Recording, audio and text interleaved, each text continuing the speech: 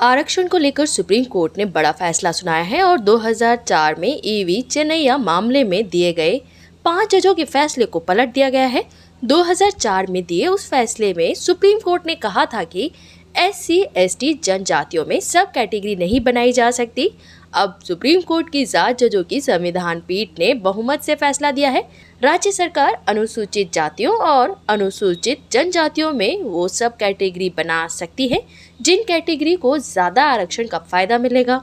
भारतीय संविधान के अनुसार देश की आबादी को अलग अलग जातियों के आधार पर मूल रूप से 4 वर्गों में बांटा गया है, जिसमें सामान्य, अन्य पिछड़ा वर्ग, अनुसूचित जाति, अनुसूचित जनजाति शामिल है। अब सुप्रीम कोर्ट के फैसले के बाद अनुसूचित जाति और अनुसूचित जनजाति के अंदर भी कई वर्ग बनाए जा सकेंगे।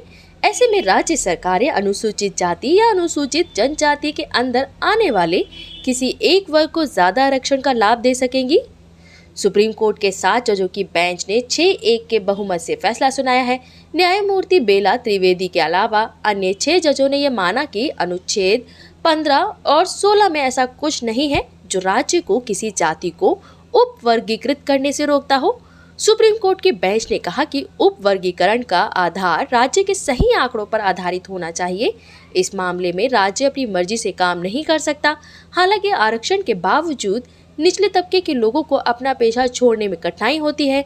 जस्टिस BR गवई ने सामाजिक लोकतंत्र की आवश्यकता पर दिए गए BR अम्बेडकर के भाषण का हवाला दिया। जस्टिस गवई ने कहा कि पिछड़े समुदायों को प्राथमिकता देना राज्य का कर्तव्य है। अनुसूचित जाति, अनुसूचित जनजाति वर्ग के केवल कुछ लोग ही आरक्षण का लाभ उठा रहे हैं।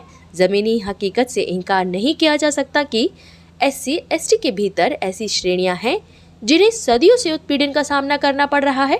उप वर्गीकरण का आधार ये है कि बड़े समूह में से एक ग्रुप को अधिक भेदभाव का सामना करना पड़ता है।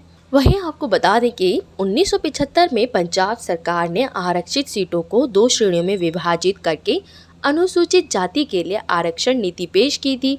एक वाल्मीकि और मजहबी सिखों के लिए और दूसरी बाकी अनुसूचित जाति वर्ग के लिए। 30 साल तक ये नियम लागू रहा। उसके बाद 2006 में ये मामला पंजाब और हरियाणा हाई कोर्ट पहुंचा और ईवी चेन्नैया बनाम आंध्र प्रदेश राज्य मामले में सुप्रीम कोर्ट के 2004 के फैसले का हवाला दिया गया, जिसमें पंजाब सरकार को झटका लगा और इस नीति को रद्द कर दिया गया। चेन्नैया फैसले में कहा गया कि SC श्रेणी के भीतर सब कैटेगरी की अनुमति नहीं है क्योंकि ये समानता के अधिकार का उल्लंघन है। बाद में पंजाब सरकार ने 2006 में वाल्मीकि और मजहबी सिखों को फिर से कोटा दिए जाने को लेकर एक नया कानून बनाया, जिसे 2010 में फिर से हाई कोर्ट में चुनौती दी गई। हाई कोर्ट ने इस नीति को भी रद्द कर दिया। ये मामला सुप्रीम कोर्ट तक पहुंचा। पंजाब सरकार ने तर्क दिया कि इंदिरा साहनी बनाम भारत संघ में सुप्रीम कोर्ट के 1992 के फैसले के तहत ये स्वीकार्य था, जिसने अन्य पिछड़ा वर्ग के भीतर सब कैटेगरी की अनुमति दी थी। पंजाब सरकार ने तर्क दिया कि अनुसूचित जाति के भीतर भी इसकी अनुमति दी जानी चाहिए। वहीं 2020 में सुप्रीम कोर्ट की 5 जजों की बेंच ने पाया कि ईवी चेन्नैया बनाम आंध्र प्रदेश राज्य के फैसले पर एक बड़ी बेंच द्वारा फिर से विचार किया जाना चाहिए, जिसमें कहा गया था कि SC श्रेणी के भीतर सब कैटेगरी की अनुमति नहीं है। इसके बाद CJI के नेतृत्व में 7 जजों की बेंच का गठन किया गया, जिसने जनवरी 2024 में 3 दिनों तक मामले में दलीलें सुनी और उसके बाद अपना फैसला सुरक्षित रख लिया था। इसी तरह की खबरों के लिए बने रहें हमारे साथ। चैनल को सब्सक्राइब करना ना भूलें।